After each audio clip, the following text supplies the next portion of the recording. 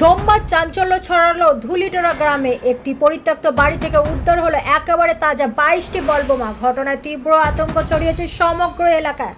স্থানীয় সূত্রে জানা গিয়েছে প্রায় 10 মাস ধরে বাড়িটি ফাঁকা পড়ে রয়েছে। বাড়ির মালিক বর্তমানে সপরিবারে মালদার অন্য থানার এলাকায় বসবাস করছেন। এদিন সকালের সন্দেহভাজন 3টি জার ওই বাড়ির ভেতরে রাখা আছে বলে খবর পায় কালিয়াচক থানার পুলিশ। সঙ্গে সঙ্গে পুলিশ ঘটনাস্থলে পৌঁছে তল্লাশি চালায়। তল্লাশির পর ওই জারগুলির ভিতর থেকে পাওয়া যায় মোট 22টি বলবোমা। খবর ছড়িয়ে পড়তেই ঘটনাস্থলে ভিড় জমায় আশেপাশের মানুষ। খবর দেয়া হয় দমকল ও বম্ব স্কোয়াডকে। তাদের উপস্থিতিতেই বোমাগুলি উদ্ধার করে নিরাপদ জায়গায় নিয়ে গিয়ে নিষ্ক্রিয় করা হয়। কে বা কারা পরিত্যক্ত ওই বাড়িতে বিপুল পরিমাণ বোমা মজুত করেছিল তা নিয়ে তদন্ত শুরু করেছে কালিয়াচক থানার পুলিশ। বলছি বাড়িটা কতদিন থেকে বন্ধ আছে?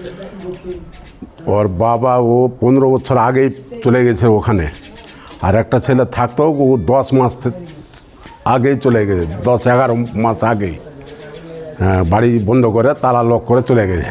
কেন ওরা এখান থেকে চলে গেছে? ওখানে জমিন টমিন কিনেছে, ঠিক আছে, ওখানে বাড়ি ঘর করে নিল। এখানে কি কোনো রকম ঝামেলা ছিল? না তো, এই যে কি ঘটনা আজকে বলতেই পারবো না আমরা কি ঘটনা আছে, কি করে বলবো আমরা। সকালে দেখলাম পুলিশ এসে হাজির, তারপরে দারোগাকে বললাম কিছুক্ষণ দেখার পরে কি ব্যাপার, আপনারা অনেকক্ষণ থেকে দাঁড়িয়ে আছেন এখানেই বসে আছেন, তো বলল কি বুঝতে পারবেন কিছুক্ষণ পরে। ঘটনার পর থেকে গোটা এলাকায় চরম আতঙ্ক ছড়িয়েছে।